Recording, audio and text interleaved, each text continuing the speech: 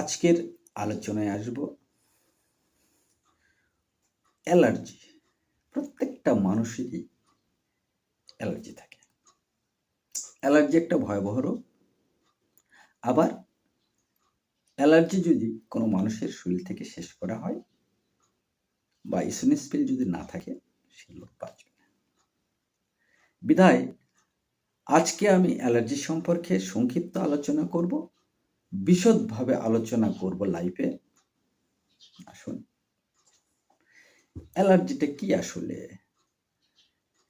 Allergy যাকে সরল ভাষায় বলা যায় আমবাত। এটা ঠান্ডা থেকেও আক্রমণ করতে পারে, আবার অনেক সময় যকৃত বা কলিজা, যাকে বলা হয় ইংরেজিতে বলা হয় লিভার, এই লিভারের রোগ থেকেও আক্রান্ত হতে পারে।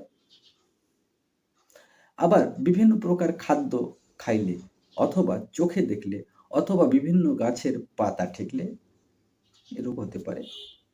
আবার সিফিলিসের কারণেও এই রোগ হতে পারে। অবশ্যই সিফিলিস পরীক্ষা করে দেখা উচিত। আর যদি যকৃতের দোষ হয় বা কলিজার দোষ হয়, তাহলে অবশ্যই পরীক্ষা নিরীক্ষার মাধ্যমে আপনি যদি একজন অভিজ্ঞ চিকিৎসকের কাছে গিয়ে ব্যবস্থাপত্র নেন, আশা করি এ রোগ থেকে আপনি মুক্তি পাওয়া সম্ভব। এই আশাবাদ ব্যক্ত রেখে আগাম ভিডিও দেখার জন্য আপনাদেরকে আমন্ত্রণ জানিয়ে, যদি ভিডিওটি ভালো লাগে তাহলে অবশ্যই লাইক দেবেন, কমেন্ট দেবেন। আমার ফেসবুক পেজ হেলথবিডি, ইউটিউব চ্যানেলও হেলথবিডি এবং আমার ছবি দেওয়া আছে। অবশ্যই সাবস্ক্রাইব করবেন নতুন ভিডিও পাওয়ার জন্য। এই আশাবাদ ব্যক্ত করে, সবার হায়াত দারাজ কামনা করে নতুন ভিডিও নিয়ে আবার আপনাদের সামনে হাজির হব এই আশাবাদ ব্যক্ত করে। আসসালামু আলাইকুম, আল্লাহ হাফেজ।